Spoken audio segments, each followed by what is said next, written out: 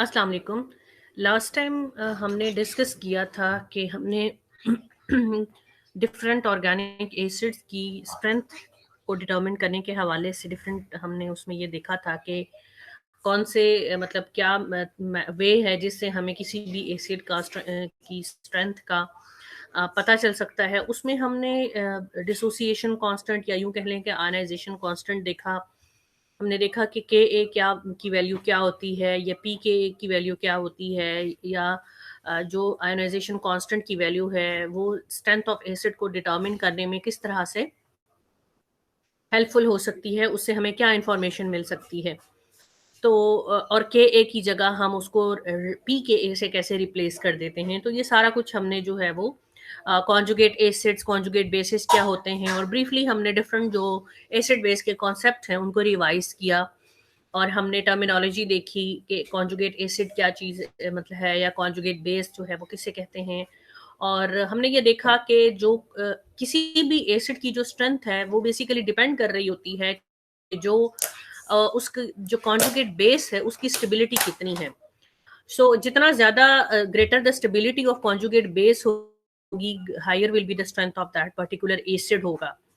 अब उसमें साइमल्टेनियसली कोई एक फैक्टर जो है वो नहीं होता जो किसी भी एसिड की जो स्ट्रेंथ है उसको गवर्न कर रहा होता है। उसके लिए डिफरेंट पैरामीटर्स होते हैं जो साइमल्टेनियसली जो है वो उसकी स्टेबिलिटी को जो है वो अफेक्ट कर रहे होते हैं।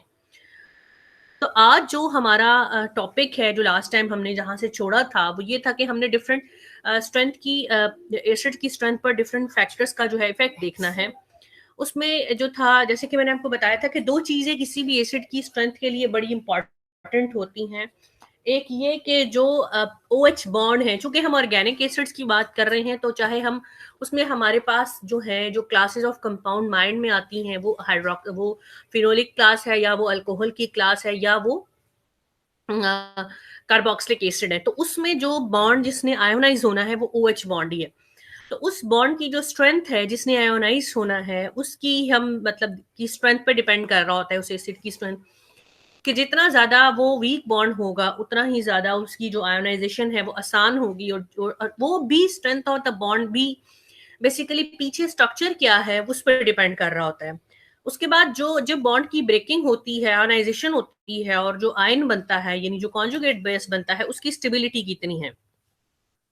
हम जो है, चूंकि फर्स्ट फैक्टर जिसमें जैसे कि मैंने बताया था कि चूंकि ऑक्सीजन हाइड्रोजन का बॉन्ड ही ब्रेक होना है, सो वो तो सेम ही आना है उसकी स्ट्रेंथ, वो तो बेसिकली डिपेंड कर रहेगा जो पिछले जो पीछे जो उसके साथ स्ट्रक्चर अटैच है उसकी क्या, उस पे कौन से फैक्टर्स हैं, उसकी स्टेबिलिटी पर मेनली हम उसकी जो है ना वो बात करेंगे। तो ब्रीफली जो स्ट्रक्चर हैं जिसमें मतलब रेजोनेंस आ जाता है, इलेक्ट्रोनेगेटिविटी आ जाती है, साइज आ जाता है एटम का, हाइब्रिडाइजेशन है, इंडक्टिव इफेक्ट है, सॉल्वेशन है, स्टेरिक इफेक्ट आ जाता है, चार्ज का आ जाता है। आपके पास जो है वो इनको अब हम वन बाय वन जो है वो डिस्कस करेंगे। सबसे पहले अगर मैं बात करती हूँ चार्ज की, कोई भी जो है मतलब हाँ, कोई भी एटम या मॉलिक्यूल जो है वो स्टेबिलिटी गेन करना चाहता है, और स्टेबिलिटी के लिए किसी भी एटम या मॉलिक्यूल को जो है वो एक न्यूट्रल फॉर्म में रहना जो है वो उसको प्रेफर करता है ताकि वो स्टेबल रहे। अगर आप कंपैरिजन करें, अगर आपने मतलब जहां किसी ऐसा आपके पास एटम या ग्रुप ऑफ एटम है जहां प्रोटॉन की रिमूवल से जो है वो चार्ज की क्रिएशन हो रही है, और एक तरफ एक ऐसा है मॉलिक्यूल या एटम्स जो हैं जहां पे आपने अगर वहां से मतलब आयनाइजेशन होती है, प्रोटॉन का रिमूवल होता है, तो वहां चार्ज की क्रिएशन नहीं होती, तो उसकी एसिडिक स्ट्रेंथ कंपैरेटिवली ज्यादा होगी। इस बात को मैं एक एग्जांपल से बताती हूँ, जैसे कि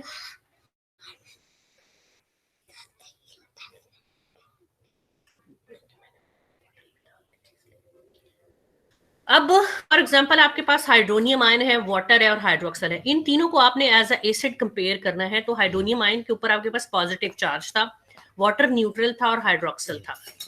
अब आपके पास सबसे ज्यादा स्ट्रेंथ इसमें हाइड्रोनियम आयन की, क्यों? क्योंकि यहाँ इसका जो कॉन्जुगेट बेस बनेगा वो वाटर होगा, तो आप एक पॉजिटिव चार्ज से आप एक न्यूट्रल मॉलिक्यूल की तरफ जा रहे हो, इसकी एसिडिक स्ट्रेंथ जो है वो इन कंपैरिजन सबसे ज्यादा होगी। फिर आपके पास एक न्यूट्रल मॉलिक्यूल था, वहां से आपने हाइड्रोजन आयन रिमूव करना है और आप हाइड्रोक्सल आयन की तरफ जा रहे हो जो कि इसका कॉन्जुगेट बेस होगा, so in comparison to hydronium ion water जिसकी जो एसिडिक स्ट्रेंथ होगी वो कम होगी।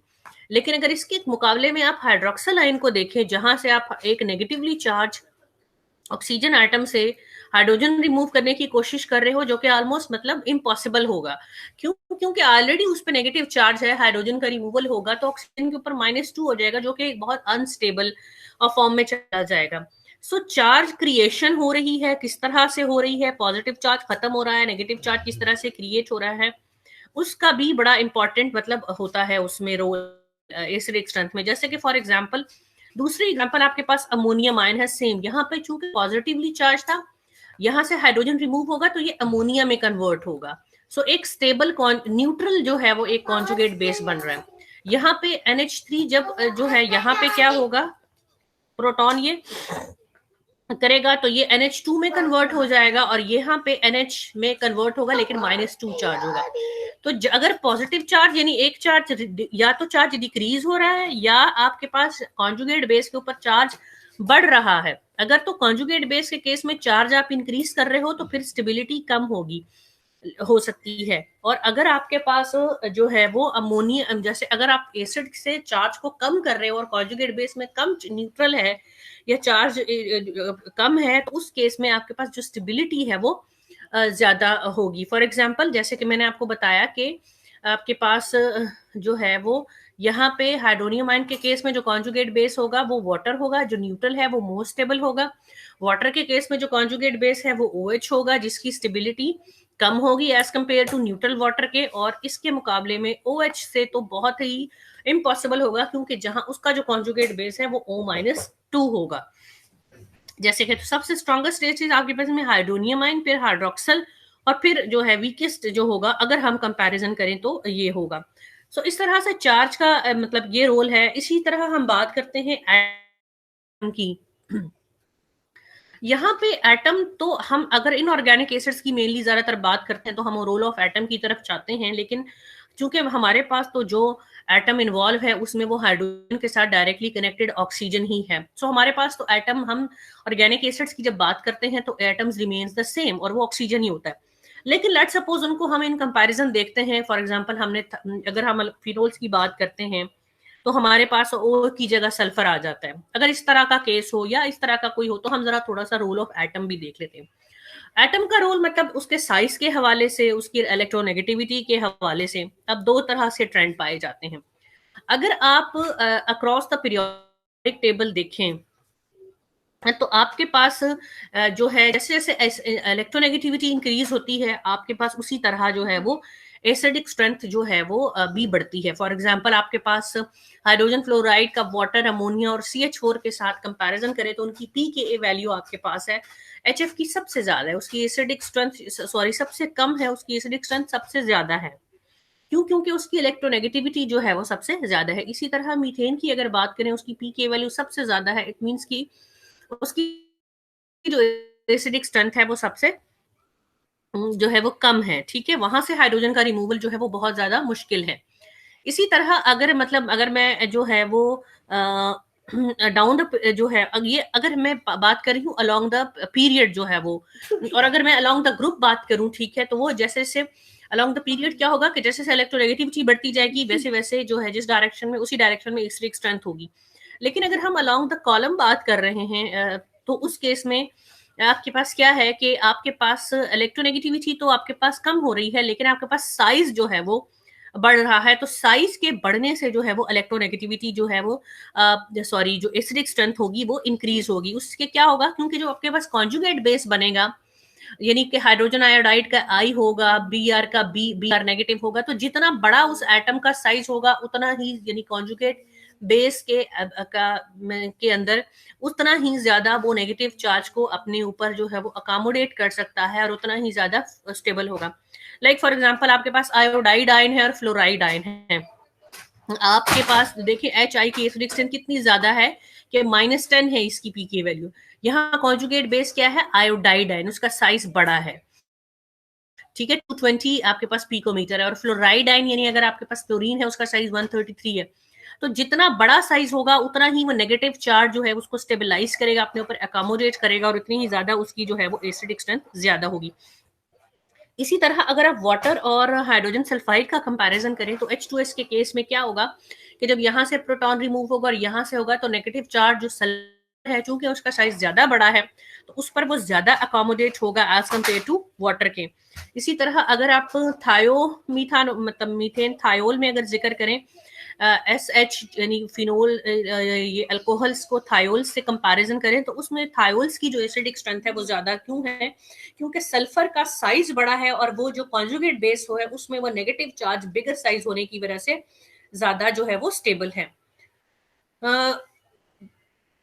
इसमें थोड़े सी कंफ्यूजन है, क्यों क्यों कंफ्यूजन इसलिए है कि उसको अक्रॉस द पीरियड या अक्रॉस द कॉलम जो है या ग्रुप जो है उसमें थोड़ा सा ट्रेंड जो है वो चेंज होता है।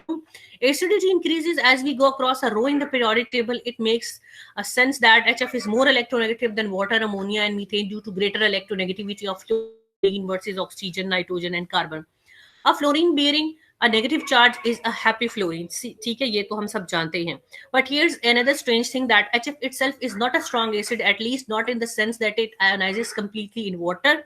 और लेकिन अगर हम उसके ग्रुप में बात करते हैं तो H जो है वो वीकर एसिड होता है, हालांकि स्टिल उसकी इलेक्ट्रोनेगेटिविटी जो है वो ज्यादा है एज कम्पेयर टू अगर हम उसको देखें HCl, HBr और HI के। सो आपके पास साइज ऑफ एटम क्या है कि जितना ज्यादा वो ज्यादा पोलराइजेबल होगा, जितना बड़ा साइज होगा उतना वो बेटर स्टेबलाइज करेगा नेगेटिव चार्ज को। High charge densities tends to be less stable than low charge densities. The more spread out a charge can be, the more stable it will be. So as we go down the periodic table, जैसे मैंने आपको बताया from fluorine to iodide, the magnitude of the negative charge doesn't change. यानी वो charge तो -1 ही है fluorine के ऊपर भी और आयोडाइड के ऊपर भी, but the volume it occupies does. लेकिन वॉल्यूम जितने वॉल्यूम में -1 फ्लोरीन के ऊपर स्प्रेड हुआ था उतने वॉल्यूम में वो अगर हम आयोडाइड आयन को देखें तो वो ज्यादा एरिया में स्प्रेड हुआ है। ठीक है, सो इसलिए उसकी जो स्टेबिलिटी होगी वो आपके पास जो है वो ज्यादा होगी और HI is a stronger, that's why HI is a stronger acid as compare to HF। यहाँ पे उसकी एसिडिक स्ट्रेंथ के लिए की गई है कि किस तरह से वो हाइड्रोजन आयन को आयनाइज होकर रिलीज करते हैं। ये कॉन्जुगेट ये हाइड्रोनियम आयन में कन्वर्ट होता है और ये उसके कॉन्जुगेट बेसिस हैं। सो HI के केस में जो उसका कॉन्जुगेट बेस होगा वो मोस्ट स्टेबल होगा।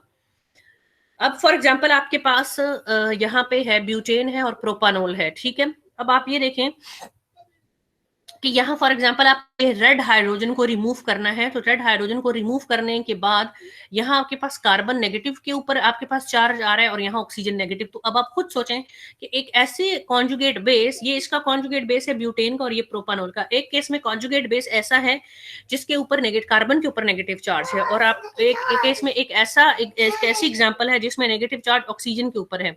साइजेस में कोई बहुत ज्यादा इसका डिफरेंस नहीं है, कर दो, ठीक है। सो जो है आप खुद इसका देखें कि साइज का तो इतना फर्क नहीं है। अब आप देखें कि कार्बन जो है वो इलेक्ट्रो पॉजिटिव में आता है और ऑक्सीजन इलेक्ट्रोनेगेटिव में आता है, तो डेफिनेटली O वाले की जो है वो स्टेबिलिटी जो है वो ज्यादा होगी। तो अब लेकिन इसका तरीका ये है कि अगर आपने इसको कंपेयर करना है, अगर वो same row of the periodic table से बिलोंग कर रहे हैं तो आप उसको इलेक्ट्रोनेगेटिविटी की बेसिस पे कंपेयर कर लो। अगर वो सेम कॉलम से करते हैं, बिलोंग करते हैं, तो फिर आप उनको साइज की बेसिस पर जो है उसका जवाब लिख दें। ठीक है, जैसे अलोंग द रो जो है वो इलेक्ट्रोनेगेटिविटी जैसे जैसे बढ़ती जाएगी तो एसिडिक स्ट्रेंथ बढ़ेगी, और अलोंग द जो है वो कॉलम अगर आप बात करते हैं तो ये वो उसी की एक्सप्लेनेशन है कि ऑक्सीजन इज मोर इलेक्ट्रोनेगेटिव और सेम मतलब उनका सेम ग्रो से वो बिलोंग करते हैं और ऑक्सीजन की इलेक्ट्रोनेगेटिविटी ज्यादा है, तो उसका जो कॉन्जुगेट बेस है वो ज्यादा स्टेबल होगा एज कंपेयर टू ब्यूटेन के। ठीक है, इसी तरह आपके पास अगर आप ये एग्जांपल थी अगर आपने सेम रो से कंपेयर की जहां आपने इलेक्ट्रोनेगेटिविटी का देखा, लेकिन अगर आप किसी भी दो एटम्स को कंपेयर करते हो, अगर वो किसी कॉलम से बिलोंग करते हैं, जैसा कि आपके पास वाटर और हाइड्रोजन सल्फाइड है जिसको हम ऑलरेडी भी डिस्कस कर चुके हैं, तो इस केस में आप जो है वो उसका साइज देखते हैं। ठीक है, in this example we are comparing O negative and S negative which appear in the same column of the periodic table. In such a case, electronegativity is not a dominant effect. Instead, the dominant effect is size. जैसे कि हमने पीछे discuss भी किया है कि column के case में अगर आपके पास कॉलम है उस केस में साइज, और अगर सेम रो है तो उस केस में electronegativity. So that's why HS is more stable, क्योंकि सल्फर का साइज बड़ा है, वो नेगेटिव चार्ज तो सेम है लेकिन वो ज्यादा एरिया में in case of sulphur spread हुआ है, इसलिए उसकी स्टेबिलिटी ज्यादा है। तो दैट्स व्हाई उसकी जो एसिडिक स्ट्रेंथ है वो भी आपके पास ज्यादा है। ये साइज का ही जैसे कि अभी पीछे डिस्कस हुआ है, दोबारा से थोड़ा सा उसका बताया गया है पिक्टोरियल डायग्राम की मदद से। ठीक है, अब एक और आपके पास एग्जांपल है मीथेन थायोल मिथॉक्साइड, जिसको हम ऑलरेडी पीछे भी एक दफा देख चुके हैं कि इन दोनों में किसकी एसिडिक स्ट्रेंथ जो है वो ज्यादा है। बात वही आ जाती है कि जैसे कि वाटर और हाइड्रोजन सल्फाइड की एग्जांपल थी, इसी तरह मीथेन थायोल और मिथानोल की एग्जांपल है कि थायोल का जो आयन है, वो जो कॉन्जुगेट बेस है, वो ज्यादा स्टेबल है एज कम्पेयर, क्योंकि सल्फर का साइज बड़ा है। यहाँ पे साइज का कंपैरिजन भी किया गया है। ये पिंक से आपके पास शो किया गया है ऑक्सीजन का, और ये ऑरेंज आप सा जो आपके पास मस्टर्ड सा जो कलर है ये सल्फर का है। ग्रेटर वॉल्यूम में नेगेटिव चार्ज स्प्रेड हुआ है, जिसकी वजह से CH3 मिथाइल सल्फाइड जो CH3S नेगेटिव है उसकी जो स्टेबिलिटी है वो ज्यादा, चूंकि इस एरिया पर स्प्रेड हुआ है तो उसकी स्टेबिलिटी जो है वो ज्यादा है। ये इसकी एक्सप्लेनेशन है कि the relative acidity of the two hydrogen acids, and in fact any set of hydrogen acids within a group of the periodic table, is related to the size of the atom being the negative charge. जैसे जैसे size increase करेगा from top to bottom with in a group, because the valence electrons are in increasingly higher principal energy levels. ठीक है, this means that जो है वो further up from the nucleus and to they occupy a large volume of space. ये जैसे जैसे हम जो है वो डाउन द ग्रुप जाते जाते हैं, उनमें इलेक्ट्रॉनिक शेल्स जो हैं वो वैलेंस इलेक्ट्रॉन्स जो हैं वो बढ़ते जाते हैं और वो न्यूक्लियस से दूर होते जाते हैं, और उनका जो वॉल्यूम है स्पेस में जो वो ज्यादा ऑक्यूपाई करते जाते हैं। सो बिलो, जैसे कि हम जानते हैं कि sulphur is below the oxygen in the periodic table, so it is larger than oxygen.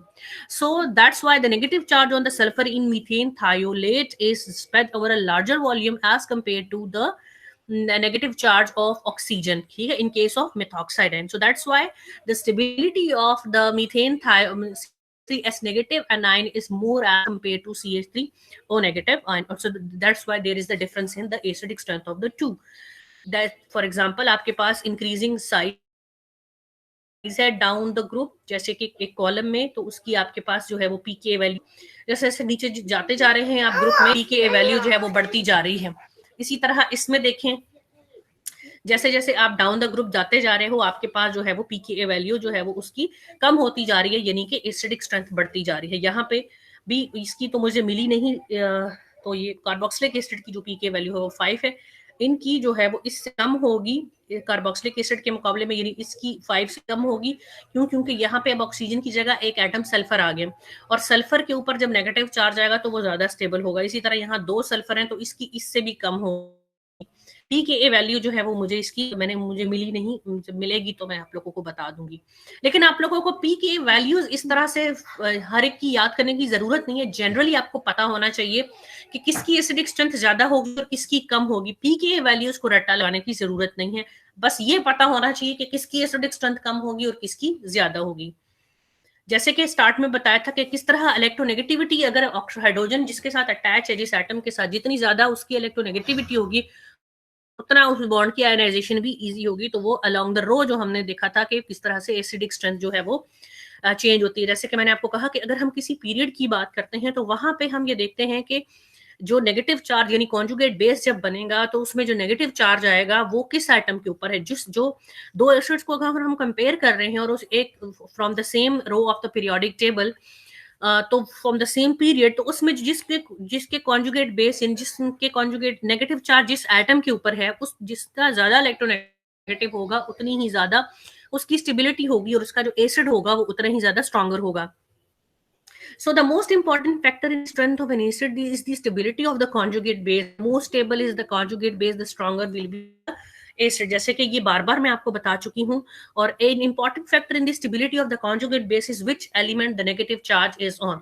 कि जो नेगेटिव चार्ज है वो कौन से एलिमेंट के ऊपर है, तो जितना ज्यादा वो इलेक्ट्रोनेगेटिव होगा उतना ही ज्यादा वो कॉन्जुगेट बेस स्टेबल होगा। लेकिन हम चूंकि ऑर्गेनिक एसिड्स को डिस्कस करने जा रहे हैं तो हमारे पास जो कॉन्जुगेट बेस है उसमें जो नेगेटिव चार्ज होगा वो जो भी हम एग्जांपल देखेंगे वो उसमें ऑक्सीजन के ऊपर ही होगा।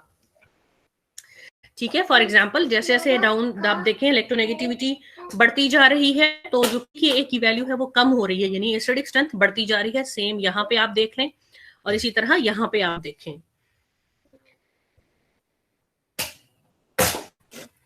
ठीक है, with in the period the greater the electronegativity of the more stabilised will be the stronger will be the acid.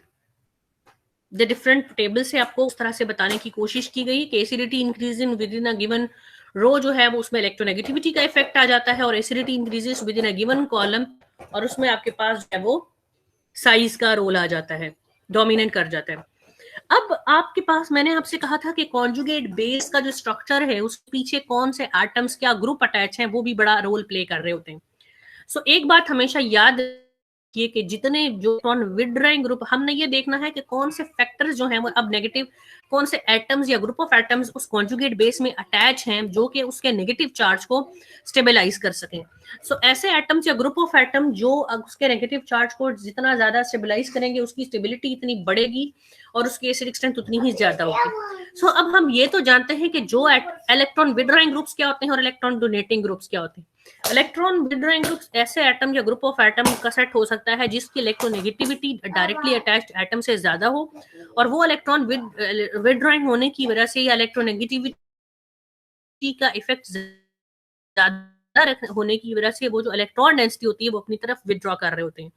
सो इस केस में अगर वो ऐसे एटम या ग्रुप ऑफ एटम्स का सेट अटैच है तो वो क्या करेगा कि वो नेगेटिव चार्ज जिस एटम के ऊपर है उससे वो नेगेटिव चार्ज अपनी तरफ पुल करेगा और उससे वो नेगेटिव चार्ज को मिनिमाइज करने की कोशिश करेगा, जिससे वो जो कॉन्जुगेट बेस है वो स्टेबल होगा। लेकिन अगर उसी तरह के बजाय अगर कोई इलेक्ट्रॉन डोनेटिंग ग्रुप अटैच है, डोनेट ग्रुप वो होते हैं जो इलेक्ट्रॉन डोनेट करने की एबिलिटी रखते हो, तो वो क्या करेंगे, वो तो ऑलरेडी आपके कॉन्जुगेट बेस के ऊपर नेगेटिव चार्ज है और अगर वो भी इलेक्ट्रॉन डेंसिटी डोनेट करके रिजल्ट में क्या होगा आपके पास डिस्टेबलाइजेशन होगी। सो अब हम ये देखेंगे कि किस तरह से इलेक्ट्रॉन विड्रॉइंग ग्रुप जो है वो स्टेबलाइज करते हैं नेगेटिव चार्ज को। The stability of the negative charge increases with the increasing electronegativity of the atom. Adding electron withdrawing groups to an atom can have a similar effect to that of increasing electronegativity. For example, in the molecule, the stabilization of the negative charge increases with every hydrogen that is substituted for chlorine. यानी for example, इन सब में से आपने hydrogen को remove किया हुआ है और ये उनके कॉन्जुगेट बेस हैं। ठीक है, अब इस केस में इस कार्बन के साथ 3 क्लोरीन अटैच है, इधर 2 क्लोरीन अटैच और इधर 1 क्लोरीन और इधर कोई भी क्लोरीन अटैच नहीं है। सो चूंकि क्लोरीन यानी आपको पता है हेलोजेंस क्या होते हैं, इलेक्ट्रोनेगेटिव होते हैं, उनकी इलेक्ट्रोनेगेटिविटी ज्यादा होती है और वो इलेक्ट्रॉन विड्रॉइंग के तौर पर एक्ट कर रहे होते हैं। अब चूंकि इस कार्बन के साथ 3 क्लोरीन अटैच है और वो तीनों इस नेगेटिव चार्ज के इलेक्ट्रॉन डेंसिटी को अपनी तरफ विड्रॉ करेंगे, इसके रिजल्ट में ये ज्यादा स्टेबल होगा। लेकिन अब जो काम यहाँ 3 कर रहे थे वो काम यहाँ 2 कर रहे हैं, इसके मुकाबले में इसकी जो स्टेबिलिटी होगी वो कम होगी क्योंकि अब यहाँ 2 इलेक्ट्रॉन विड्रॉइंग ग्रुप्स अटैच हैं, लेकिन इसके मुकाबले में यहाँ 1 अटैच है, तो इन दोनों के मुकाबले में इसकी जो स्टेबिलिटी है वो कम हो जाएगी। और यहाँ पर तो सिर्फ हाइड्रोजन अटैच है, कोई भी इलेक्ट्रॉन विड्रॉइंग ग्रुप अटैच नहीं है, तो वो जो है उसकी यानी अगर अगर नेगेटिव चार्ज डायरेक्टली उस नेगेटिव चार्ज किसी इलेक्ट्रोनेगेटिव एटम पर नहीं है, तो फिर क्या उस कॉन्जुगेट बेस के अंदर क्या कोई और इलेक्ट्रोनेगेटिव एटम अटैच है, उसका भी बड़ा इंपॉर्टेंट रोल होता है उस कॉन्जुगेट बेस की स्टेबिलिटी के अंदर, जैसे कि हमने यहाँ पे देखा कि ट्राइक्लोरोमीथेन, डाइक्लोरो, मोनोक्लोरो और कोई सिर्फ methane.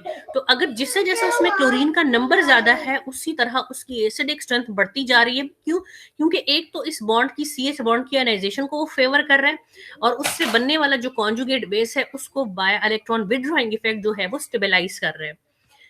So we can say that electronegative atoms can draw a negative charge towards themselves, which can lead towards the greater stabilization of the conjugate base. So जो है electronegativity of the जो है वो element के इसका 2 तरह से role होता है कि एलिमेंट वो कितनी इलेक्ट्रो जो फॉर एग्जांपल जरूरी तो नहीं कि सेम इलेक्ट्रोनेगेटिव एटम 2 एसिड जिनको आप कंपेयर कर रहे हैं उनमें अटैच हो, उनकी इलेक्ट्रोनेगेटिविटी का डिफरेंस मैटर करता है और उनका डिस्टेंस के वो जिस एटम के ऊपर नेगेटिव चार्ज है कॉन्जुगेट बेस में उससे वो कितने फासले पर है। तो ये 2 चीजें इलेक्ट्रोनेगेटिविटी के हवाले से बहुत इंपॉर्टेंट होती हैं। ठीक है, कि वो इलेक्ट्रोनेगेटिविटी कितनी है और उसका डिस्टेंस कितना है फ्रॉम द नेगेटिव चार्ज।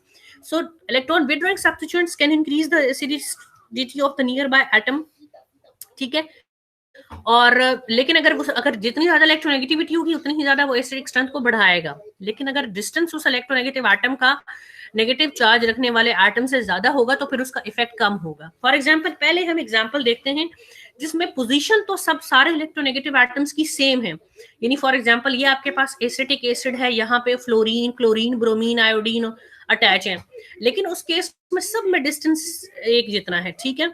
अब यहाँ आपके पास सब इस एक बेसिस पर होगा कि greater the electronegativity higher will be the strength of acid. चूंकि फ्लोरीन की इलेक्ट्रोनेगेटिविटी सबसे ज्यादा है, तो इस केस में जो कॉन्जुगेट बेस बनेगा, यानी यहाँ हाइड्रोजन जब रिमूव होगा तो फ्लोरीन उसको स्टेबलाइज करेगा। लेकिन चूंकि यहाँ पे कोई इलेक्ट्रोनेगेटिव एटम अटैच नहीं है, तो इसके कॉन्जुगेट बेस की स्टेबिलिटी सबसे कम होगी। तो इस केस में हम देख रहे हैं डिस्टेंस सेम है, जिस एटम के ऊपर नेगेटिव चार्ज आना है कॉन्जुगेट बेस में, इलेक्ट्रोनेगेटिव एटम का डिस्टेंस सबसे सेम है, लेकिन क्या है कि इलेक्ट्रोनेगेटिविटी का डिफरेंस है। अब यहाँ पे आप एग्जांपल देखें कि डिस्टेंस वेरी कर रहा है, यहाँ पे OH के ये कितने करीब है, यहाँ और दूर हो गया, वहां और भी ज्यादा दूर हो गया। तो जितना ज्यादा इलेक्ट्रोनेगेटिव एटम जो है वो नेगेटिव चार्ज बियर करने वाले एटम से दूर होता जाएगा, इन केस ऑफ, मतलब ये तो एसिड दिखाया गया ना कॉन्जुगेट बेस में, तो जैसे जैसे वो इलेक्ट्रोनेगेटिव एटम दूर होता जाएगा उसका इफेक्ट कम होता जाएगा, तो उसका जो एसिडिटी पर जो रोल है वो भी कम होता जाएगा। यही वजह है कि इसकी पीके वैल्यू सबसे कम है और इसकी ज्यादा है। क्यों? क्योंकि इसमें डिस्टेंस जो है वो आपके पास कम है। इसको, ये तो जस्ट मैं इलेक्ट्रोनेगेटिविटी के हवाले से मैंने एग्जांपल डाल दी। अब हम जरा इसको एक और टर्म में देखते हैं और वो है इंडक्टिव इफेक्ट। अब इंडक्टिव इफेक्ट का जो रोल है वो समझने के लिए कि वो किस तरह से एसिडिक स्ट्रेंथ को